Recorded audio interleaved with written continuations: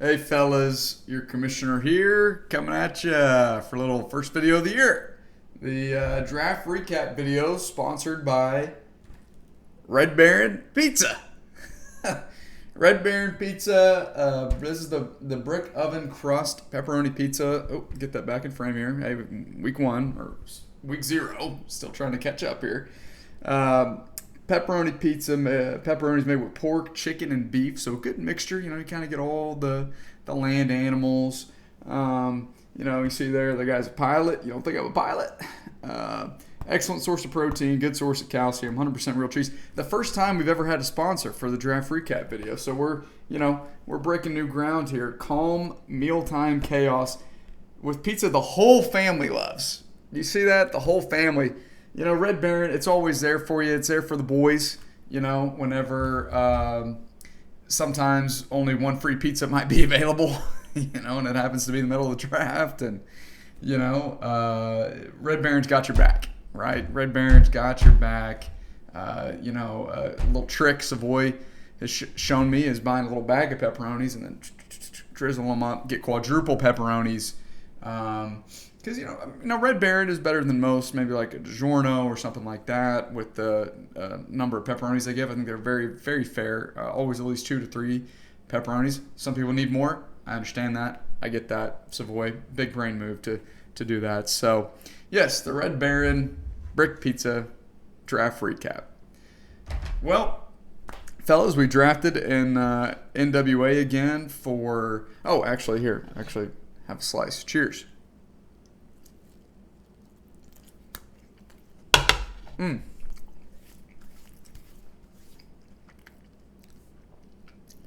good stuff. I'm sure shit's a lot better than some shitty little local pizza joint, hipster pizza joint. You know what I mean? So anyway, back in NWA, right? I did that to be able to get everybody there this year. I thought it was important. I neglected to mention this. I feel like I did this last time with somebody. But big shout out to Hawk rejoining the league officially. Was there for just draft day. Wish we could have got him a little bit more. Some miscommunication. Life happens. But glad to get hit. And boy, I tell you, Hawk was ready to go. He was ready to pick every time. He wasn't wasting any time. He knew his guys on his board, and he was taking them. But I think the house was nice. It was nice. Obviously, nothing compares to the Phoenix house. Nothing ever will. But that backyard view, the lake in the background, the pool, not too big, but just enough room.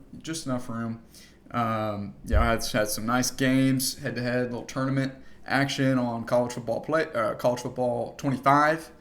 JD, I believe, was victorious, so congratulations, JD. I'm 0-3 against JD. I got to play him here in a few weeks, and I don't know what to do. Some guys just, they have your number, right? So anyway, what else we got? Mexican joint, that was nice. I think overall, like I said yesterday, some of the complaints about the pace. We're getting older, right? Try to have some more patience, and just try to soak it in. The only place I was coming from is, the draft is like the one day we're all supposed to be together. It's kind of one of the reasons why I like getting these houses, where we're all together. Because for me, I see you guys maybe once or twice a year now, right? Some of the other guys the same way, right? Plunk, Savoy, JD's back up there quite often, but, Duncan. That's the place I was coming from. I was just trying to make sure we were, fully connected and locked in and engaged together.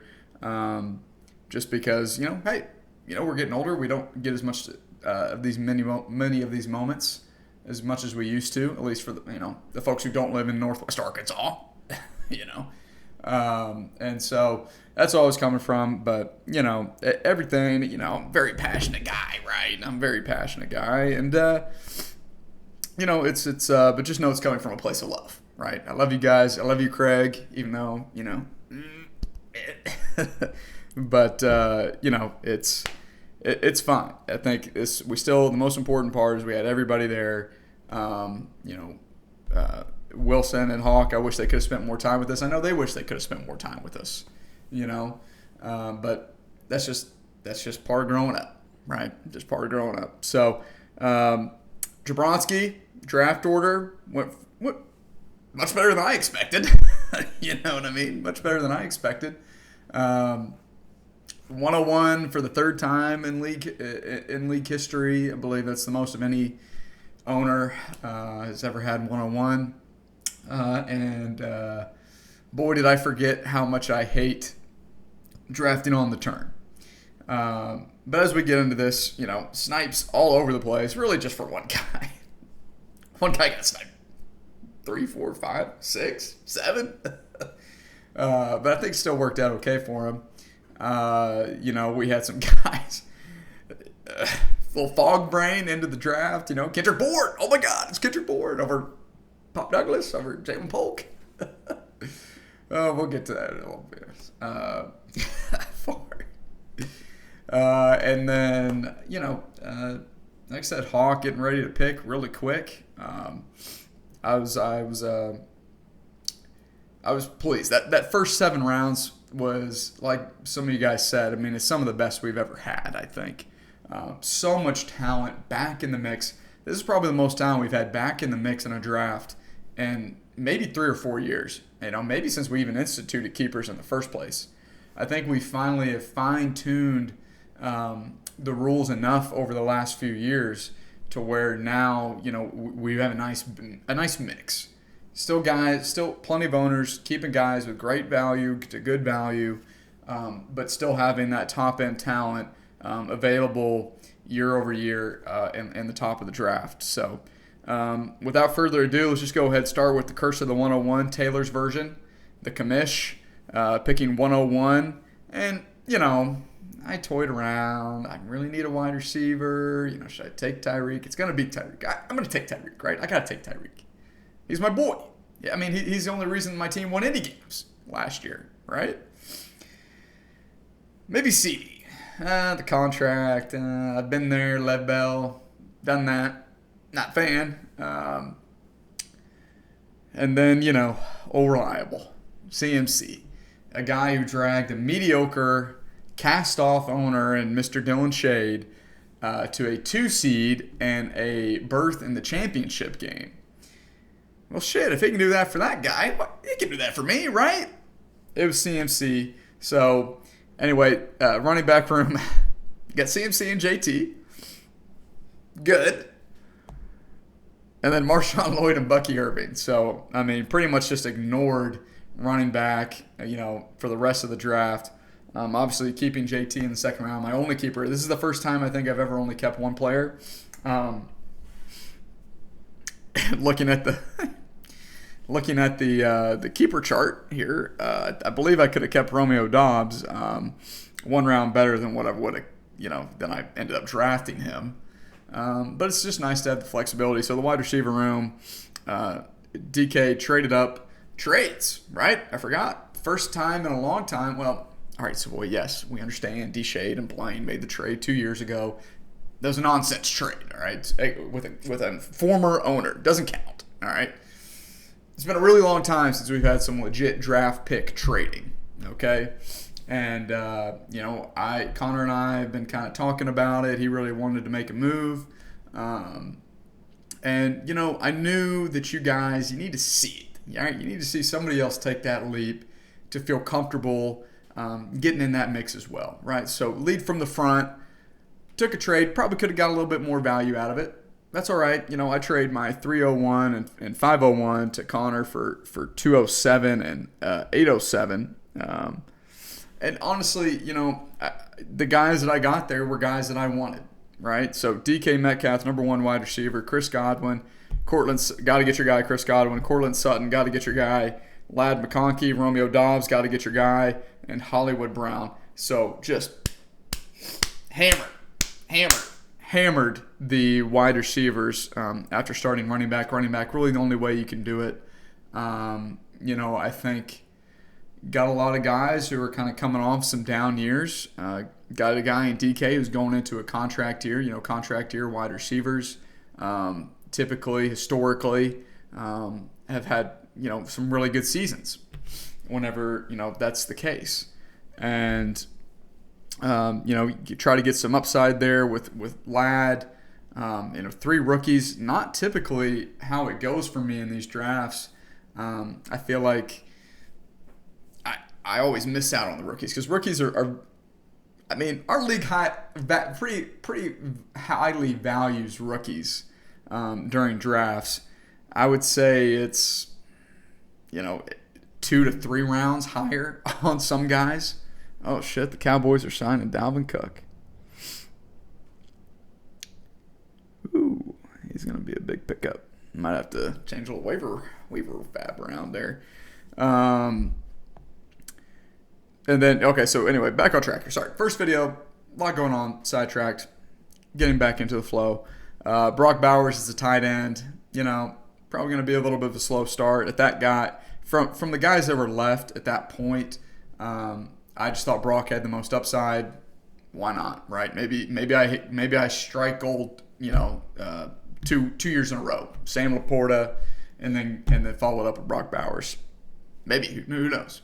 And then I took 3 quarterbacks for some reason. Brock Purdy, Jared Goff, Trevor Lawrence.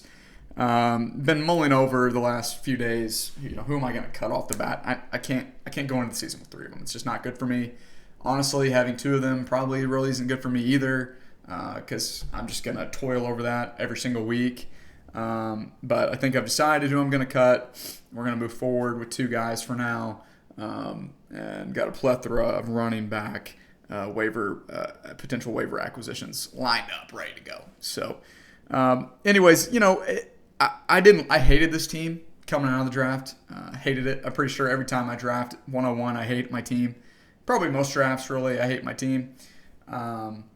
So I'm probably undervaluing my team. The wide receivers are just very, very, question marks all over the fucking place. Cortland Sutton, Romeo Doubs, having to rely on them every single week to be in my starting lineup unless Ladd can get going or Hollywood can get back healthy and be going. It's scary. It scares me. This was my fear with taking CMC. I thought some better guys were going to fall to me back there on the 3-4 turn. Whenever that was quickly appearing not to be the case, that's really what kind of spurred my move to trade up, because I prefer DK to Pittman, and all the other. Pittman and DK were my top 2 guys. I figured Ford would probably take DK, and so there you go. There's the insight behind the trade. So anyway, I think I'll give myself like a C minus. I think the running backs are good, but here's the thing. If either CMC or JT get hurt, I'm done. All right, it's over. The team's done with. All right. The only chance I have of making the playoffs is if both of them stay healthy, and then Sutton and Dobbs just turn into freaks. You know what I mean? What's that? That's not going to happen. C minus. Not a good draft for the Commish. Moving on here, the father figures. Josh Ford, I think, actually maybe had probably his best draft in recent memory. And it's so weird to me too. This is going to be like a mean thing to say, right? But Ford, I feel like, has gotten stronger and more invested in the league ever since he had his child a couple of years ago, or a year and a half ago, whenever it was. And some other owners kind of pull away. Right? It's just weird to me. Just different schedules for different people, I guess. Different life situations. Anyways, it's an interesting observation. He started off here with his boy, CeeDee Lamb. Got Michael Pittman, Devonta Smith, Keon Coleman, Kendrick. Oh my God, it's Kendrick Bourne.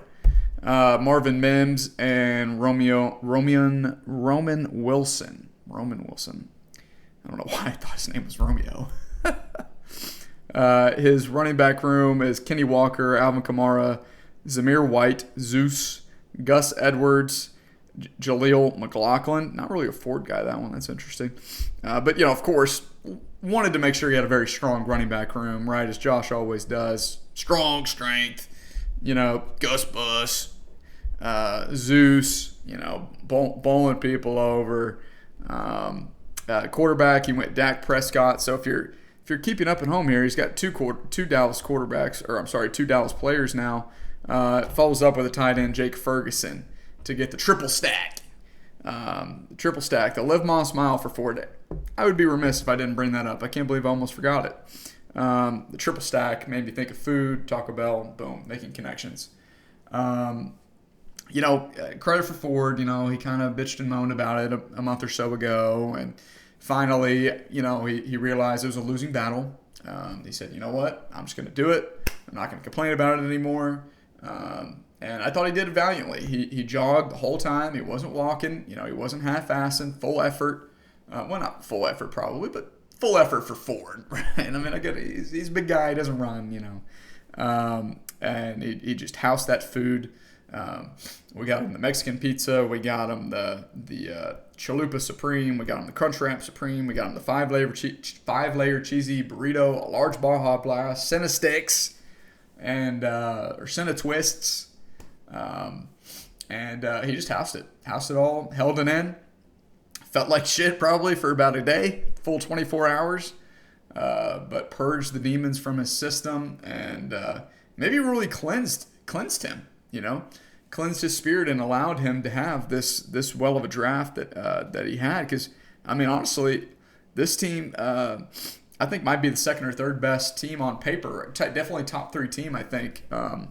On paper, I'm sure that's not going to come back to bite me in the best of 2025, right? Whenever we're saying, oh, Ford's going to be great, and then horse ass, bitch boy, shit ass.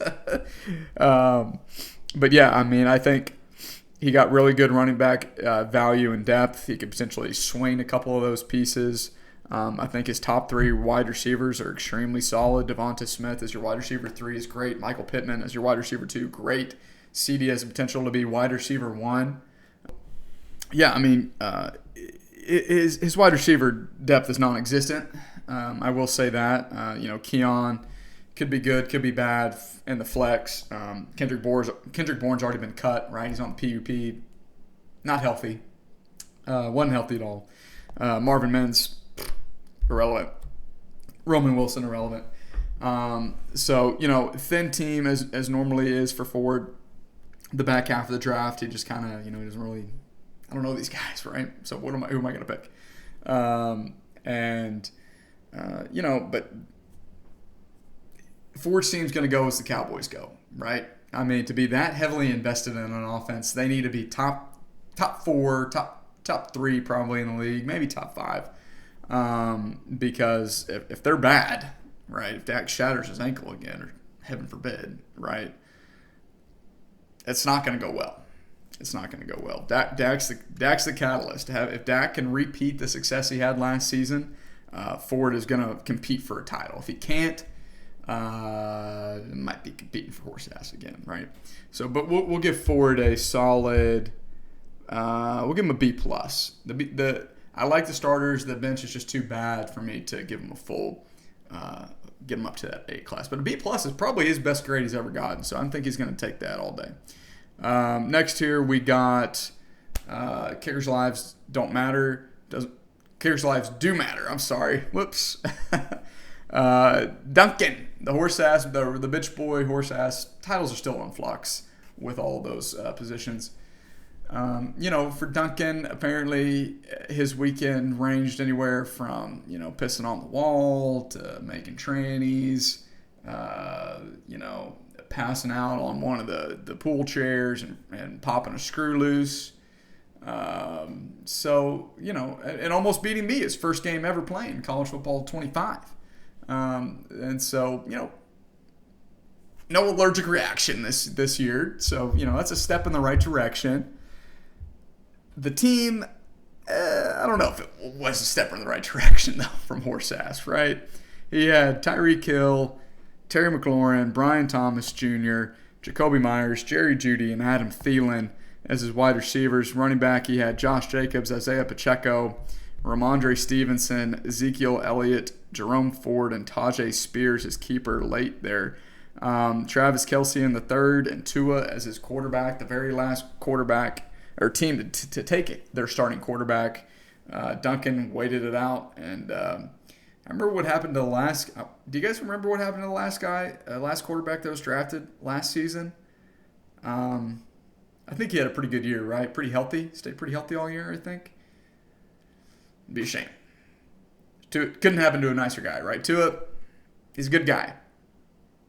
That Tua Tyreek stack, you're gonna love it. Duncan, I'm so happy for you. You're gonna love that stack. All right. It treated me so well last year. Won me so many games. Definitely just gets better as the season progresses as well. So you're gonna love that. You're gonna love that. But running back room, I think again is very solid. I mean, taking Jerome Ford, he's going to be RB1 in Cleveland for probably the first half of the season. Isaiah Pacheco continues to be a beast. Ramondre, I really like him this year. Josh Jacobs, who else do they have, right? Who else do they have there in Green Bay to get the ball to? So, I guess they have a lot of pass catchers who are all pretty good, and they just paid their quarterback a lot of money. I'm sure it's fine. Travis Kelce, old Travis Kelce, pretty good value. It's probably the latest he's gone, I think, in the last maybe 4 or 5 years. So you're starting to see that slip a little bit, and I'm sure probably next year we'll see the pendulum fully swing and having guys like Trey McBride and Dalton Kincaid and maybe Kyle Pitts swinging ahead of Kelce. I wouldn't be surprised. But the wide receivers outside of Tyreek, Terry's he's the only show in town, right? But kind of an unsexy wide receiver too. BTJ, a lot of risk there as relying on him as your wide receiver 3, but Jacoby should be solid. Jerry, who knows? That whole Browns passing game, it's a stay away from me, right? It's a stay away from me. I don't want to have to think about it. I don't want to have to worry about it. But maybe it'll be good. Maybe Deshaun's good again. I don't know. I don't think that ship sailed. And then, Adam Thielen, old Adam Thielen. Love that. You're going to love that as a kid. This might be a good keeper for you next year there, Duncan. Young, spry Adam Thielen. Duncan, a solid draft, middle-of-the-road team. Could be scrapping for a playoff if things go right. Definitely needs to flip these running backs. You can only start 3 maximum. He's got probably 4 or 5, honestly, that could start now. And he probably doesn't have 3 or 4 wide receivers that could start now. We'll see. But Duncan's always an interesting one to trade with. So we'll give Duncan a solid. I'll give him a C+. He's got good players. Are they all in the right places? Probably not. C+, fringe playoff team. Could potentially get to the, top if he makes the right moves this season, I think. Will he? Probably not. Next year, we got the return. Actually, I don't even know what your team name is, Hawk. I forgot. I got to be in the league a little bit for me to learn you. Hawk my Tua, of course. Hawk my Tua, and didn't even end up with Tua. Shame on you. Ought to change your team name already. But of course, viral sensation, Hawk Tua girl. I'm sure. Hopefully, Hawk's daughters don't end up like the Hawk Tua girl, right? Maybe keep your daughters in mind, right? Hawk, when you're naming your team, right? Come on, I thought you were a Family Guy, right? So anyway, he like I said, man, he was ready to pick. He was on it. There's a lot of interesting picks. Him and there's a lot of interesting picks. So it starts off there, Jamar Chase, George Pickens.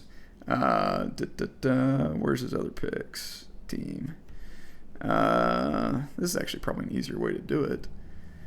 Jamar Chase, George Pickens, Curtis Samuel, Xavier Legette, Josh Downs. So fairly thin running or wide receiver room as well. Some guys, we'll get to them here in a minute, but just gobble up all those wide receivers. I think Curtis Samuel, not bad value there. A lot of reports out of camp is that he's kind of one of the go-to guys. Pickens, a little risky there. Arthur Smith offense. You sure about that? You sure you want that? But Jamar looks like he's going to report even without a contract. So, that's dodged a bullet there.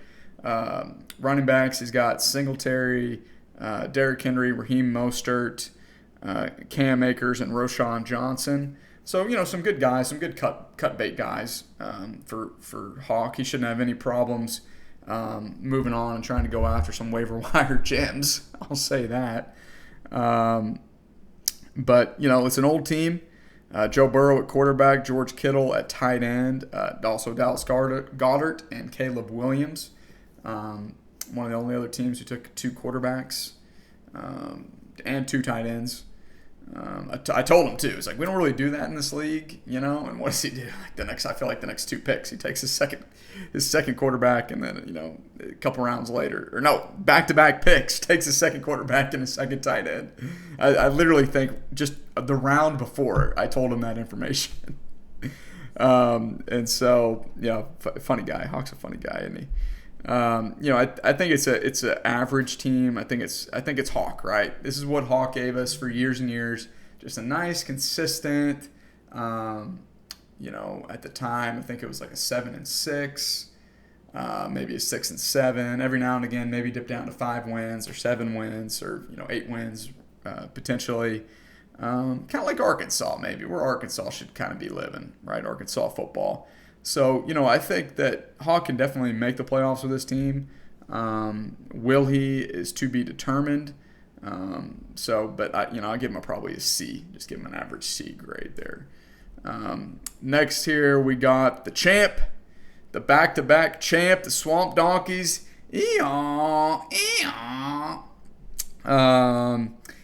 And boy, looks like he's the number 1 team again, folks. I mean, don't know how he keeps doing it. He starts his draft at running back, 105, Bijan Robinson. The other running backs there, David Montgomery, Jonathan Brooks, Zach Charbonnet, and Jalen Wright. So a lot of upside, maybe too much, right? Wide receivers, he kept Amon-Ra in the second, got T. Higgins, Xavier Worthy, JSN, Rashid Shaheed, and of course his boy Puka Nacua chilling down there, the 12th round keeper. Because I was about to say, surely his wide receiver rooms looks better than that, right? That's not the best he can do. Tight end, he got Keenan Njoku. And then quarterback, he went Drake May and Patty Mahomes. Blaine's always a guy who's going to go after one of those top-end quarterbacks. He's had Josh Allen. Now he's got Patrick Mahomes to add to his starting quarterback collection. I think, this team, if the guys hit, ooh, buddy, it's a wrap. Again, this season's going to go exactly how last season went. If T decides that he likes playing football, if Xavier can turn himself into a reliable deep threat for Patty and get that stack clicking, if Njoku is actually still relevant with Deshaun Watson at quarterback and not Joe Elite, Flacco, Montgomery, can he do more? Or is Jameer going to continue to take work? So, but Jonathan Brooks coming back should be good. Like I said, there's question marks, all right? I said this team's really good. It is really good. It's got a lot of talent on it, right? Talent doesn't always equate to wins, okay? This is a team that I could very easily see struggle to make a playoff spot, just as easily as I could see it, contend for a title, a three-peat, second three-peat in league history. There's a lot of, concerns here with me is, can he go after those big free agents like he did last year with Puka?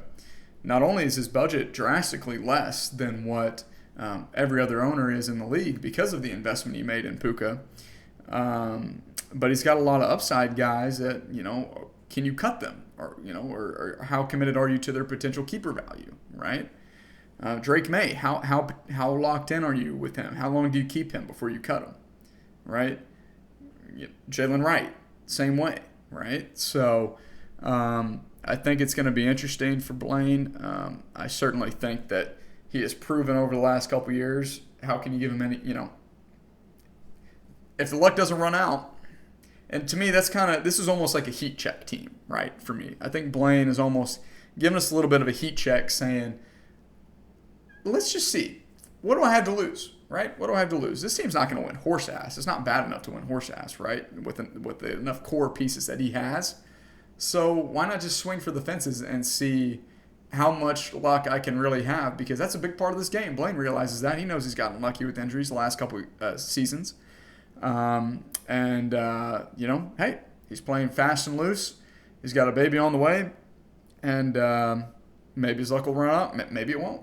But, I think I got to give this one a solid I'm going to give it a B. I think I'm going to give this one a solid B for Blaine. B for Blaine. Right. I think that he's very, very much in the mix. Very much in the mix. Strong championship contender if things go right. Next here we got the Dirty Birds of War with a slight rebrand to the logo this season. Fight Milk, Fight Like a Crow.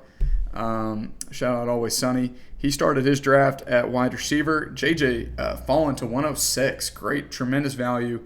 Plunk's going to gobble that up all day, every day. Turned his traded second-round pick into Malik Neighbors at 301. Got Drake London. He kept Drake London, I should say. Scooped up Deontay Johnson, Josh Palmer, and Gabe Davis. It's kind of... That wide receiver room could be really good. Could be really bad. Those three, Drake, Malik, and JJ, they could be really good. You know what I mean? Two of them don't have quarterbacks. Let's see how good they are, right? Running backs, you got Joe Mixon, Najee Harris, Devon Achane, kept him, Rico Dowdle, Ray Davis, and Braylon Allen. Took a lot of dart throws at running back. So much. Plunk is very big on running backs this season. He's scooped them up in multiple leagues. Value. People undervalue running backs. It's been happening. It only gets worse year over year. And, a guy like Plunk, he loves value, right? He just can't turn it away when he sees a good value. Quarterback, he was able to get Jalen Hurts, with his own third. And then he had Trey McBride in the fifth with my fifth-round pick. So he basically turned my two picks into Malik and Trey McBride. I turned his two picks into DK and Brock Bowers. So it's very interesting. I mean, very similar logic there, and I'll be tracking that throughout the season to see how things work out with that, if the roles hadn't been reversed. For Connor, a lot of these running backs are like Ray Davis, Braylon Allen, probably going to get cut. I understand he's kind of fishing for keeper value there, but Gabe Davis is an auto cut for the first person that pops off. Deontay has proven incapable of staying healthy throughout the full course of a season. Josh Palmer has had his opportunities, he's had his flashes. Can he really be the guy? I don't know. I think Harbaugh was going to love to run the rock a lot more than years past. Achane, is it going to be a three-headed monster? Is he going to stay healthy? Right. Joe Mixon, is he going to be the guy? Right. Has he lost it? Has he lost his fastball? So a lot of questions for me. Is Jalen Hurts going to be good without Kelsey, without the tush push, without having maybe as much running going on? With a new offense. Is he going to pass more? Can he pass more? These are questions that need to be asked, right, of Connor's team. I think it looks good on paper. It looks sexy. Looks like, if I'm just a casual fan, I'd be like, oh my God, this is the best team maybe in the league, right? This is probably the best draft. I'm not a casual, right? None of us are casuals, right? You can see, if you peel behind the curtain, you can see maybe there's some potential cracks could be forming. I'm going to give Connor a B minus. The names are still the names keep you out of the C range, but B minus. I think could have been a little bit better. Fringe playoff team, probably fringe to solid playoff contender, I would say. Should be back in the playoffs this year. Wouldn't surprise me. Next here we got doesn't contribute. Doesn't contribute. What's new, right? Yeah, doesn't contribute. Listen, all right. I told you I love you. I want to put this behind me. I'm gonna move on from it. The Pizzagate's over, right? Pizzagate's over. It's coming from a place of love and from feeling left out, right? That's all it is, right? I was just telling you guys my feelings. We're big into feelings now, right? It's 2024, right? Guys can have feelings too, right? It's okay. So anyways, he starts off with A.J. Brown, follows up, got to get your guy, Zay Flowers, Roma Dunze, Kepler She Rice, got to get your guy, Dontavian Wicks, Pop Douglas, got to get your guy, Jalen McMillan, got to get your guy, just got to get your guys. This was a got to get your guy draft from Craig, and I think it's going to work out pretty well for him. Running backs, you got James Conner, Javonte Williams, Blake Corum, and Kyron Williams, of course, getting his handcuff. I'm sorry, he had Michael Wilson as well at wide receiver. Time to blow some fab. Yeah, you're right, buddy. How much did Dalvin go for in this league?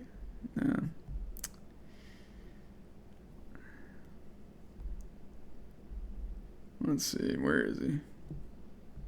Yeah, Dalvin.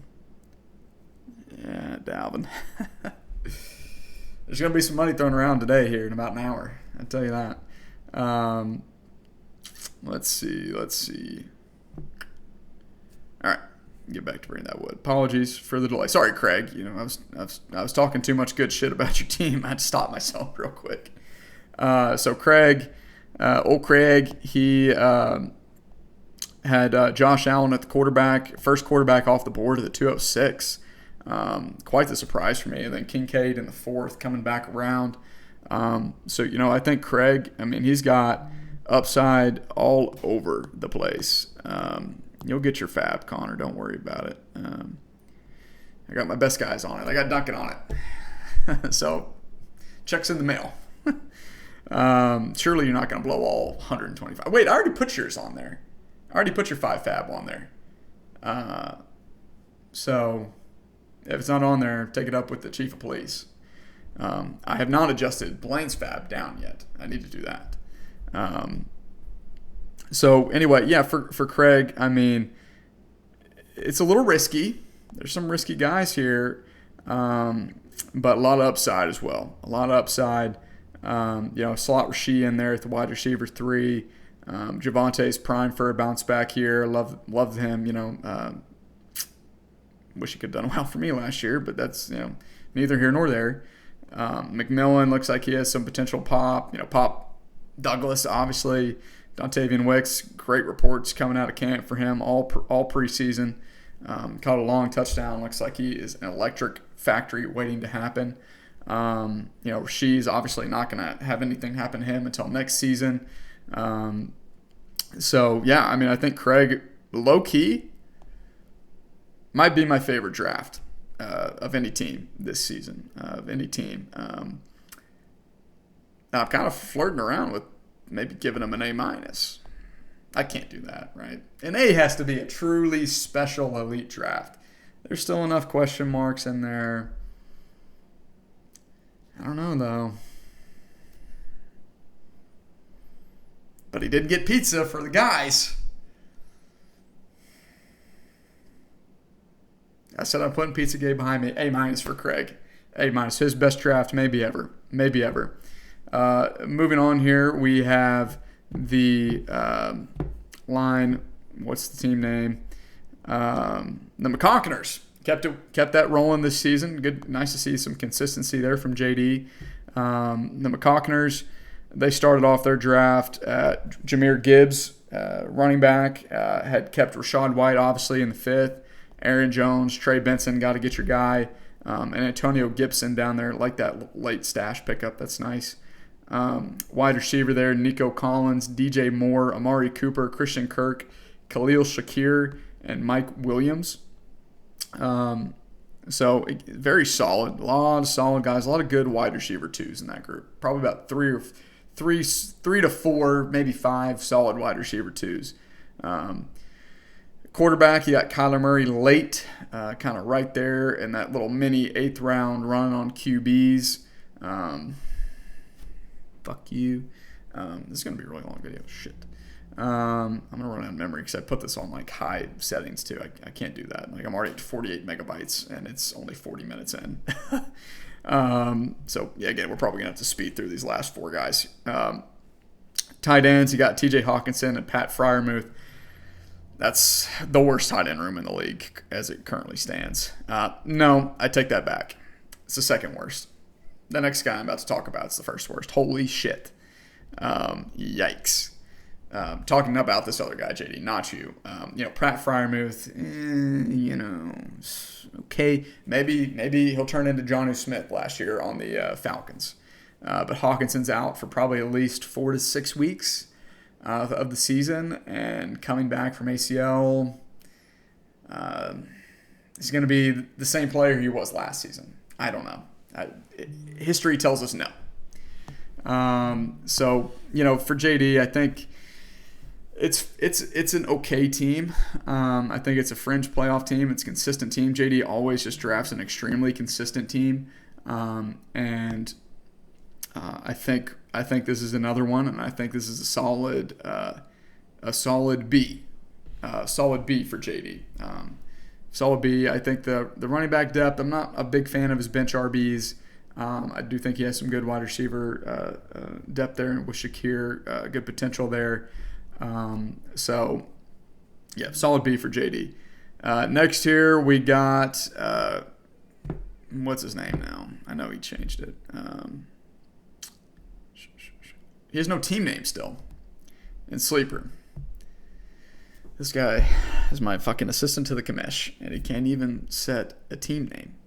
He can't even write a team name down. Concussion protocol. It's back, right? Concussion protocol. Put your team name in Sleeper, Nick. Little Nicholas. All right? Come on. Anyway, he starts his draft with MHJ, Marvin Harrison. Gets Jalen Waddle, Garrett Wilson, Tank Dell. Of course, there's a trade, so let me go to his actual team. Jaden Reed and Jalen Polk. It's a pretty good wide receiver room, maybe the best in the league. Low key, probably actually the best in the league. Hopefully it didn't cost him too much. Running backs, Brian Robinson, Tony Pollard, Chase Brown, Ty Chandler, Carson Steele. I forgot to mention too, Craig got sniped like 3 times. It was fucking hilarious. Like right before he was about to pick, coming in, going out, just almost brought him to his knees a couple times. Him getting sniped. It was kind of funny. Probably the most snipes we've had, most vocal snipes we've had.